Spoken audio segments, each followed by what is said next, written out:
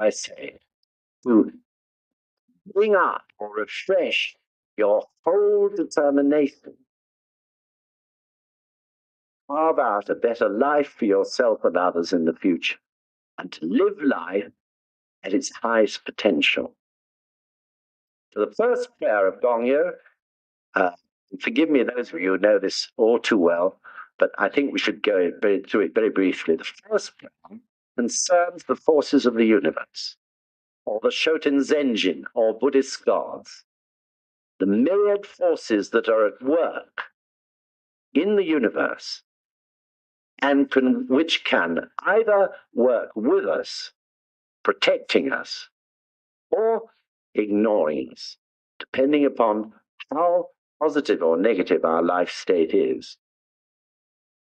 So the purpose of the first prayer is to refresh one's gratitude for the protection that one's had up to the present, and to determine to practice strongly again in order to continue that protection in the future. And in the process, if you like, feed those forces that are created by the very rhythm of life in order to produce a valuable and happy world. So through our effort to be in rhythm with them, we are feeding them. If we don't feed them, they can leave us and leave our environment. So that is the purpose of the first prayer. And just a few sample Shoten Zenjin, or forces, are mentioned. Onten and Taishaku, who represent the forces that work in other people to help us. The bank manager, who will give you a loan if it's for your happiness, but will not give you a loan if it's for your unhappiness. That is a Shoten Zenjin, a force of the universe working within another person. Of course, there are many different forms of that. And then it mentions the sun and the moon and the stars, all of which are forces outside, beyond this planet, in the universe itself, which have a direct effect on our life here. The second prayer, again, its concern is with gratitude, gives the 10 virtues of the Dai Gonzan, the original Gonzan inscribed by Nichiren Daishonin at the head temple Taisekiji. So this is an expression of gratitude for the power of this Dai Gonzan working in one's life for benefit of yourself and others. It would be a whole lecture again in itself to tell you or explain all those 10 virtues. They're difficult to understand to begin with, but the more you study, the more you practice and get experience of the workings of the Nam-myoho Renge-kyo in your life, the more you understand each one of them. Then the third prayer, again concerned with gratitude, is a series of thank yous to all the people who have brought you the Gohons and brought you Nam-myoho Renge-kyo, who have opened your eyes to the law of life, or the ultimate truth, starting with Nichiren Daishonin, and going on from there to Nikko, who succeeded him, and Nichimoku, and all the other high priests who over centuries have protected the law and the teachings against all odds, down, if you like, when you're doing your Nam-myoho Renge-kyo at the end of that prayer, people who brought the Gonzan to you, the person who shakabuku you. And also, in the last part of that third prayer, there is mention of the purity of the teachings. So it's good to think at that time, or to concentrate one's life on the point that one should never, never distort the teachings, to ask for the wisdom to always keep them intact and pure, pass them on to the next person accordingly. Then the fourth prayer is determination. First three are gratitude, recognition. Fourth prayer is determination to work for one's own human revolution, to overcome one's unhappy karma, and to elevate one's life state so that you can create a more peaceful world and rid yourself of the destructive elements in life which could otherwise cause unhappiness and chaos. And also for the whole movement of world peace, or Causton, that we can teach others so that they in turn can do their human revolution. And finally, in the fifth prayer, we remember the people who have died and who had some particular connection with us.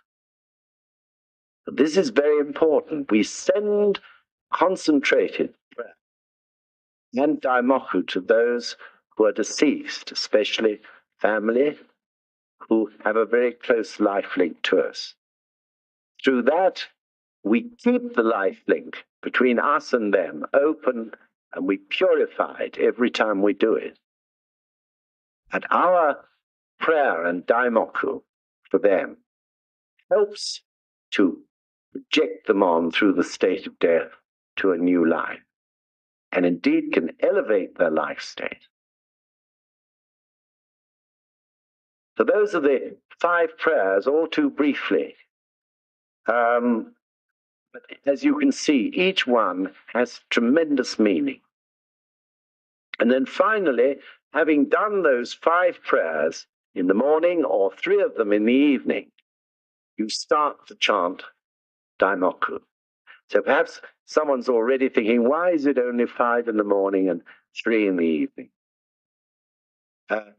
The answer to that is that the first prayer, which is for the Buddhist gods, the protective forces, should be at the dawn of the day. I'm afraid some of us don't always get up at the dawn of the day, but that is the reason behind it. As the sun rises and the forces of the universe begin to work through another day, so we should put our life into rhythm with them. And then the 4th prayer concerns one's human revolution. That is a prayer which should take you through the whole of that day. That is one's determination for the day, not for the evening. Though admittedly, of course, we do activities and so on in the evening. But that, I think, is the reasoning behind that. Also, perhaps, in the evening time, we are already been through a day. We've already done morning Gongyo. Therefore, the practice no need to be quite so assiduous as it is first thing in the morning. So daimoku, I've already mentioned the 3 acts of body, mouth, and heart. Of course, these apply to chanting Nam-myoho Renge-kyo. It should be firm and clear and resonant to be really effective. Kyo of Nam-myoho Renge-kyo is sound or communication. Now, it's my think of a voice like this. And oh, yeah, it's really. On the other hand, if I was shouting like this, you get fed up to the back teeth in no time. So it should be firm and clear. A firm voice can be no need to have enormous volume. It should be very firm and concise. And it should hit the gongs and then come back to you. So you don't chant daimoku to the leader. You chant daimoku, or you recite the sutra to the gongs. Your connection direct to the gongs. So in your daimoku, as you say the words Nam-myoho Renge-kyo, which is, remember, the essence of life and the rhythm of the universe, you are then expressing your prayers, your wishes. So those prayers and wishes are going out in absolute balance and rhythm with the universal force of life itself, and going back into you also in that same rhythm of your life in its best possible state. So this is why they have such a powerful effect. So in the guidance on prayer, of course, the way you pray is up to you. It's been pointed out both by Nichiren Daishonin and by those who have followed him that first and foremost, you should pray for the weak points in one's own life, the things that you want to change in order to become a stronger and more valuable and therefore happier person. And then you should pray for Causton. That is to say, prayers not for yourself, but others. And strictly speaking, all prayers for Causton, for the happiness of others, for the peace of the world, for the growth of the number of people who meet the Gongyo and so on, these are all prayers for Causton, and they will bring you, strictly speaking, everything you need for your happiness. But being human, we can't help but sometimes concentrate our mind on our own personal difficulties or obstacles. And this is quite reasonable to do so. But it shouldn't absorb one's whole mind. Many times recently, I felt I had to point this out. People become too absorbed with their own particular problem, their own particular difficulty. But like all things, if you become absorbed by it, then it becomes magnified in your mind and seems impossible to overcome. But if you're really practicing as the Buddha taught, that is to say, practice for yourself and practice for others, then your problem, whatever it may be, will take its right shape and size in your mind, and you'll find it remarkably easy to overcome. So this is an important point.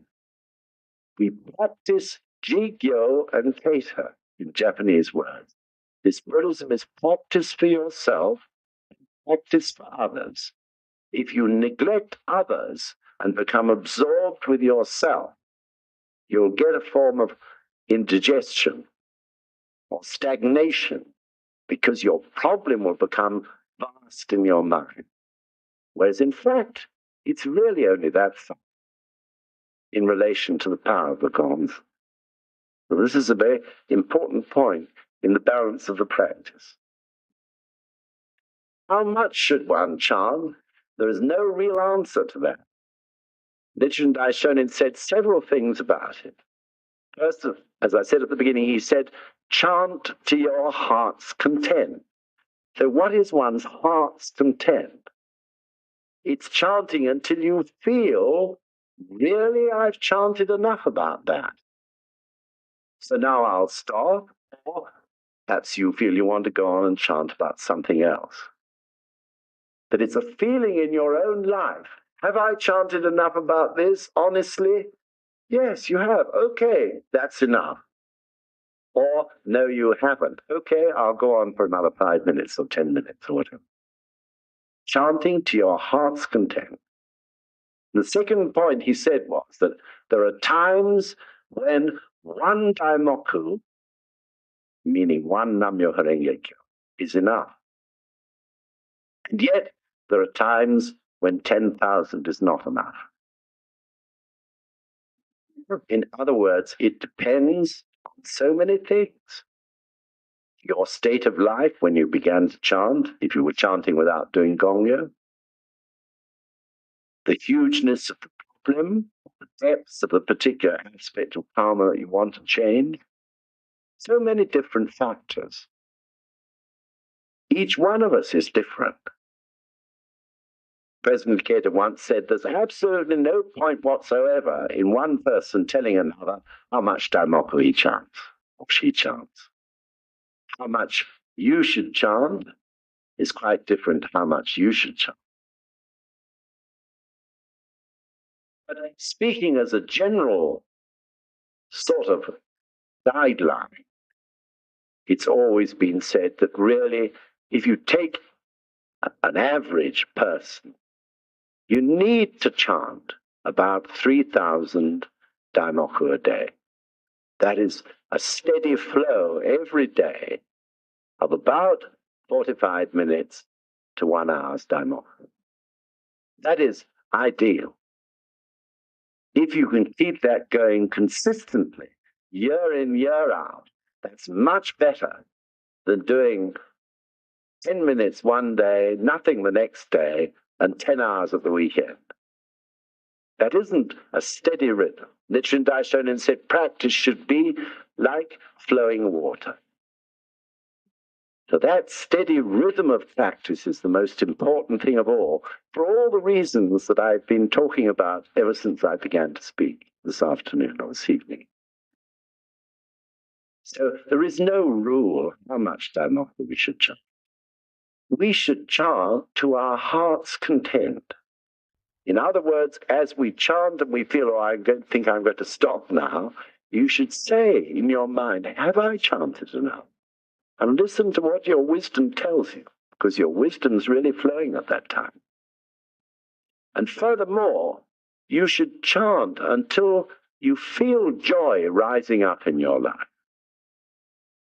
There's no point in stopping chanting daimoku in the middle of struggling with some problem that's worrying.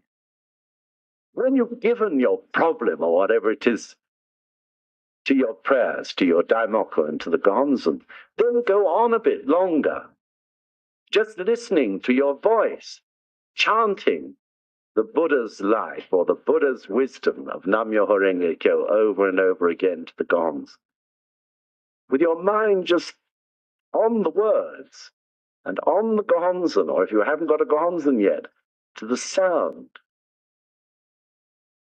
Then really you'll find joy rising up in your life. But if you stop in the middle of still worrying about some problem, of course you won't. You've got to give your problems to your prayers, to your daimoku. And then, before you finally stop, just go on a little bit longer. Maybe it's only 2 or 3 minutes. You'll feel so different at the end. Chant until you feel joy rising up in your life.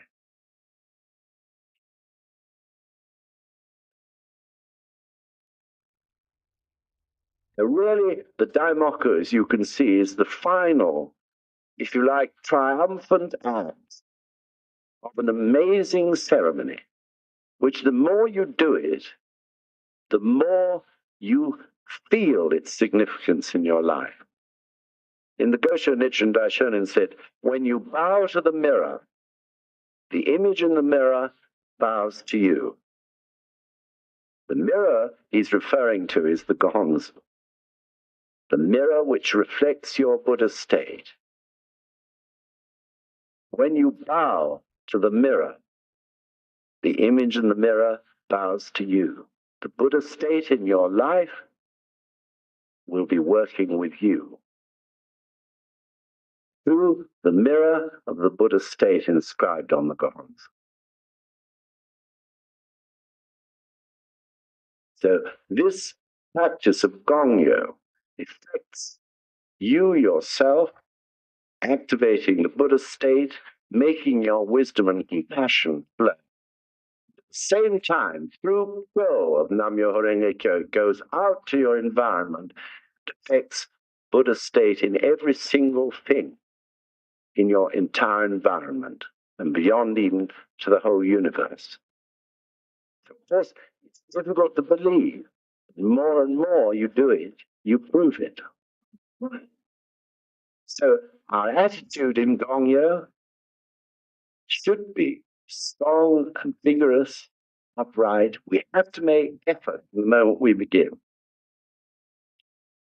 Our whole life state will reflect the way we do Gongyo. Of course, if you miss Gongyo one morning, don't feel guilty. Okay, I missed it. I'll do a greater one tomorrow morning. Or if you find yourself getting into the habit of missing Gongyo, then I recommend you make up your mind to do it wherever you can, at some point during the day. But above all, don't feel guilty about it. You've missed it. There's nothing you can do about it. You can't bring that time back. So take it in your stride and determine to do a better one the next day. Or, as I say, if it's becoming a habit, then make up your mind you're going to do it anywhere, somewhere during the day. So one time during my practice, I found myself going through such a period. For months and months, I was battling with it. Change this aspect of my karma that was making it difficult for me to get up in time in the morning. And I was doing Gongyo in car parks and offices and even once or twice in the loo and so on. I was determined to bless this karma that was making me so unhappy. And it did. Through that cause of making effort to do it, in the end, my life stabilized and I changed that thing in my life which was causing me so much disruption and unhappiness.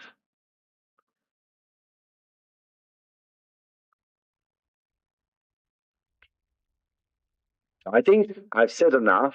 I don't want to say more, otherwise you'll get confused. I'll just end with one more quotation from the Gosho, from a Gosho called Honin Myosho. And it says this: the common mortal himself is the Buddha when he devotes his life to Nam-myoho Renge Kyo by chanting with strong faith.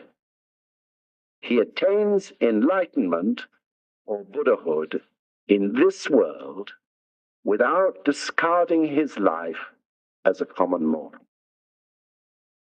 The purpose of the practice of Gongyo, as instructed or taught by the Buddha of this age, Nichiren Buddhism, is to achieve Buddhahood, exactly as he says in this line, without discarding our lives as a common mortal. Thanks very much indeed for listening. Many thanks.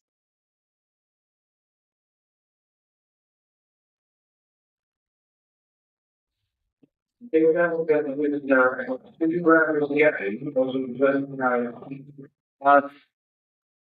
think that if you're on your own, yes, I think it is good to stop, go back and go over it again. I don't mean go over the whole thing again, but just that bit that you know you mispronounced.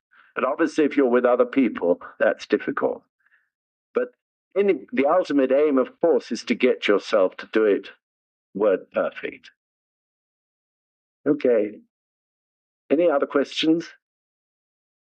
No? All clear?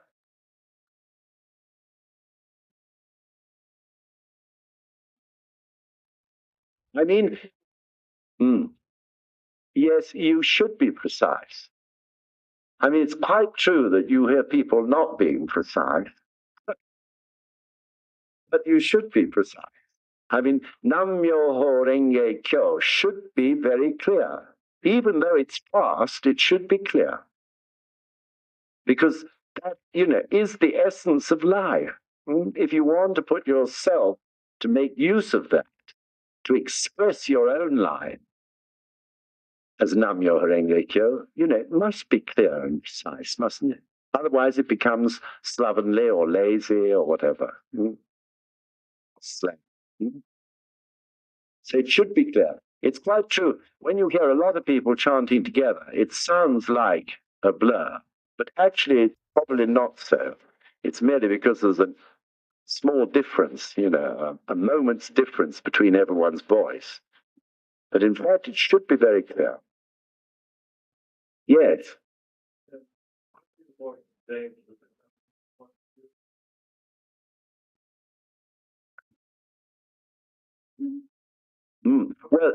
Well, I think that you can detect that. Really, you become very perceptive about yourself through doing Gongyo. I mean, if you do become absorbed with the beauty of your own voice, it, something is going to say to you, "Hey, you're becoming absorbed with yourself, and you've forgotten completely about Nam-myoho Renge Kyo and the Gonzal and so on."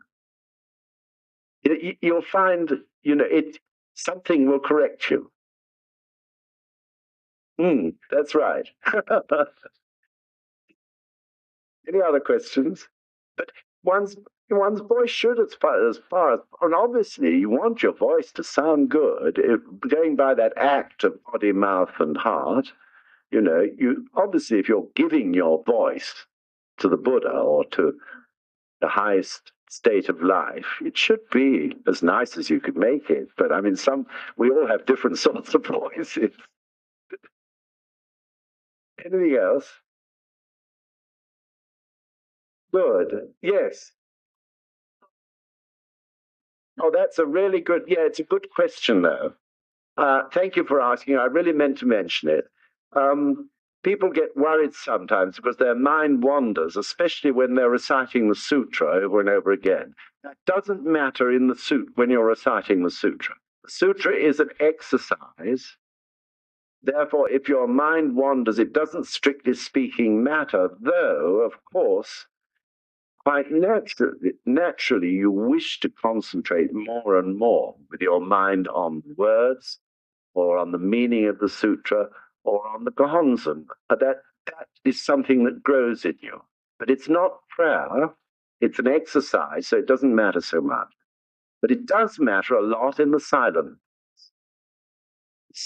prayers. You're concentrating your whole life in a particular act of expressing gratitude or determination or whatever.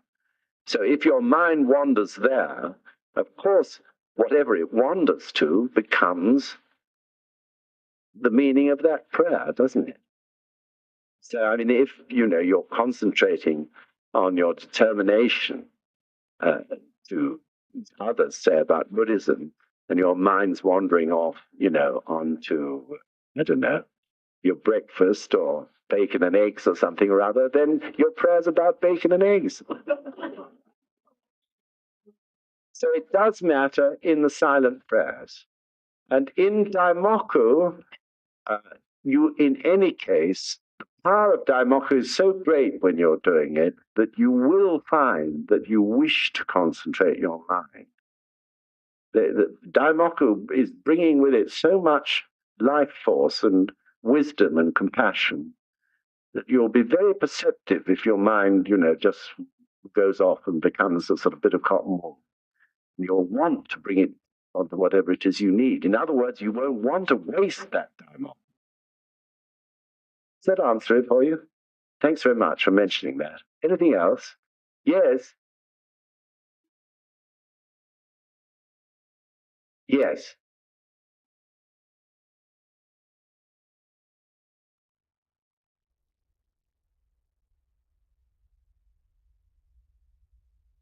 No. Well, both of them are the Hoben chapter, which is theory, the theory of life and the existence of Buddha state in it. We're expressing our praise or gratitude for the wisdom of the Buddhas in explaining that, and also our expectancy that we can bring out the Buddha state in our own life. And the Juryo chapter is Shakyamuni's only experience of Buddhahood. So in that case, we are again praising his experience and Nichiren Daishonin's experience of Buddhahood, which enabled him to create the Gohonzon, in the expectation, of course, of becoming or attaining Buddhahood ourselves. All right, Pat. Good. Anything else? Okay, well, thank you very much for patiently listening. Many thanks. Good night.